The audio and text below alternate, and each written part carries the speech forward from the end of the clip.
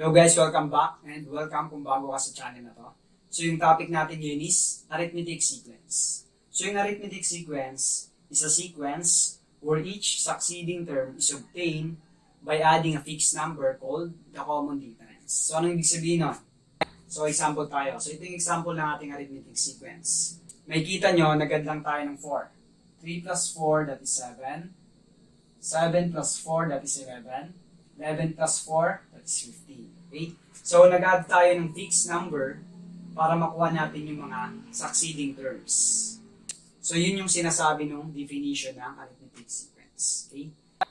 So, yung tawag dito sa fixed number na to is common difference. Okay? So, pag pinapa-identify sa inyo yung sequence, kung arithmetic ba siya or not, titignan mo lang kung meron silang common difference. Okay? Yun lang yun. So, para makuha mo yung common difference, subtract mo lang a sub 2 minus a sub 1 or pwede rin a sub 3 minus a sub 2. Okay? So same lang yung makuha mong sagot. Okay? So tandaan mo lang, mas malaki yung nandito sa right. Okay? 2, a sub 2 minus a sub 1. A sub 3 minus a sub 2. Okay? So ito yung a sub 1 natin, a sub 2, a sub 3, and a sub 4.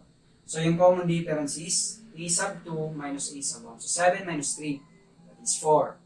Pwede rin 11 minus 7, a sub 3 minus a sub 2, that is 4. Or 15 minus 11, that is 4. So ito yung formula ng common difference.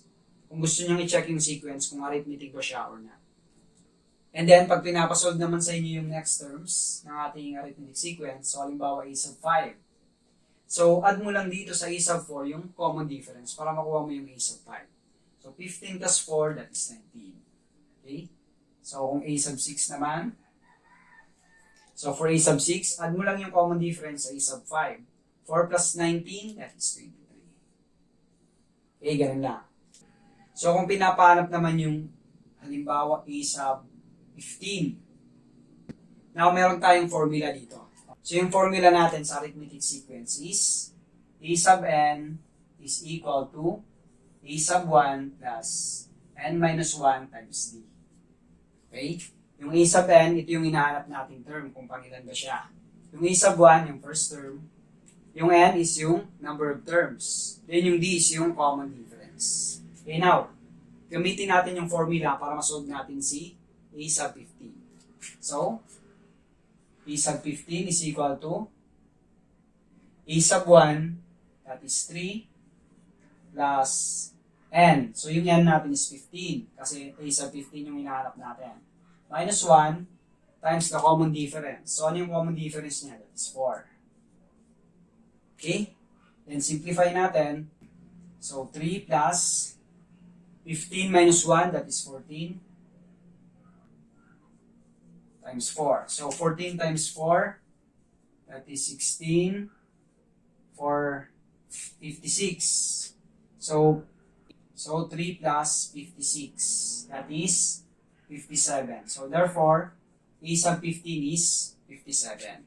Now, mag-solve naman tayo ng mga possible problems na pwede nyong ma-encounter, okay, sa topic na arithmetic sequence. So, problem number 1, find the ninth term of the arithmetic sequence with a sub 1 equals to 10 and common difference negative 1 half. So, dito, given yung a sub 1, that is 10, and yung common difference is negative 1 half.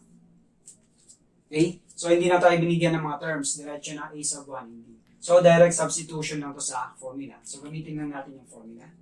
So, pinapahanap sa atin is yung 9 terms. So, sa a sub 9. So, substitute lang natin. So, a sub 1 natin is 10 plus, ano yung n natin? That is 9. 9 minus 1 times d. The common difference, negative 1 half. So, times negative 1 half. Okay? Then, simplify lang. So, 9 minus 1, that's 8. Then, times negative 1 half. Then, simplify ulit. So, 8 times negative 1 half, that is negative 4. So, making negative 4 na to. 10 plus negative 4, that is 6. So, therefore, a sub 9 is 6. Next problem. What is the first term of an arithmetic sequence with common difference of 3 and its sixth term is 17? So, dito naman, first term naman yung pinapahanap sa atin. So yung given is yung common difference. That is 3. And yung sixth term, a sub 6 is 17. Okay? So now, same pa rin. Ito pa rin yung gagamitin nating formula. Ngayon gagamitin natin sa a sub n is yung a sub 6. So, a sub 6 is equal to a sub 1 plus. So, yung magiging n natin is yung 6. 6 minus 1 times the common difference 3. Okay? So, ito yung hinahanap natin sa a sub 1. Now, simplify lang natin. A sub 6 natin is 17. Okay, palitan lang natin. A sub 1. 6 minus 1, that is 5. 5 times 3, that is 15. Then, transpose lang natin sa kabila, magiging negative yung 15 na yan. Okay? Then, simplify natin. 17 minus 15, that is 2. So, therefore, A sub 1 is equal to 2. Okay? And for problem number 3 natin, find the common difference of an arithmetic sequence with a sub 1 equals to 7 and a sub 7 equals to 31. So, dito naman, yung common difference naman yung hinahanap natin. So, given yung a sub 1, that is 7.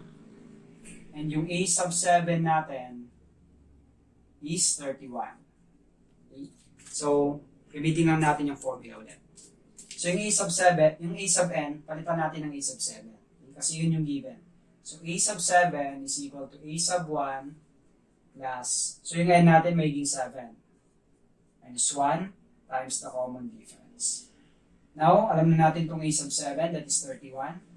And then yung a sub 1, that is 7. Then, simplify natin to. 7 minus 1, that is 6 times 3. So, ito yung hinahanap natin, no? Si D, yung common difference. And then, transpose natin yung 7 sa kabila. So, magiging negative siya. Minus 7, magiging 6 dito, okay? 6 times D, 6D. 31 minus 7, that is 24. 24. So, equals to 6D. And then, para ma-solve natin si D, divide lang tayo ng 6. Okay, so cancel yung 6. 24 divided 6, that is 4. So 4 is equal to D, or D is equal to 4. So the common difference is 4. Then example number 4.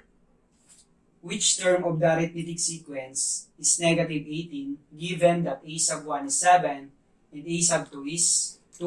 Okay. So n naman yung hinahanap dito. So yung given natin, a sub n is equal to negative 18. Then a sub 1 is 7. Then a sub 2 is 2. Okay? So yung hinahanap natin dito yung n. Okay? So now, gamitin natin yung formula.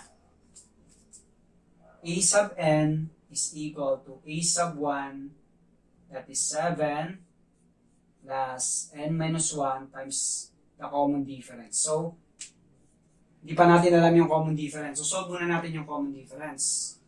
So, yung formula ng common difference, a sub 2 minus a sub 1 lang. So, that is 2 minus 7. That is negative 5. So, yung common difference natin is negative 5. So, substitute lang natin. So, a sub n natin is negative 18. 7 yung a sub 1 plus n minus 1 times negative 5. Okay? So, yung n yung hinahanap natin.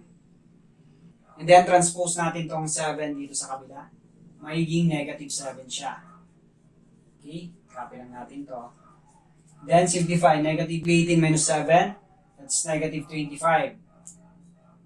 And then, distribute lang natin tong negative 5. Negative 5 times n, negative 5n. Negative 5 times negative 1, that is positive 5. And then, transpose natin to sa kabila. So, negative 25, magiging negative siya, then is equal to negative 5n. Then, simplify natin ulit. Negative 25 minus 5, that is negative 30. And then, divide tayo ng negative 5. So, n na lang matitira. Negative 30 divided by negative 5, that is positive 6. Okay. So, therefore, n is equal to 6. Okay. So therefore, yung 18, yung negative 18 is 6 term siya. A sub 6. Okay? Please comment below kung nakatuloy yung video nito. And panoorin nyo rin yung iba kong mga videos. Thank you for watching and don't forget to like this video.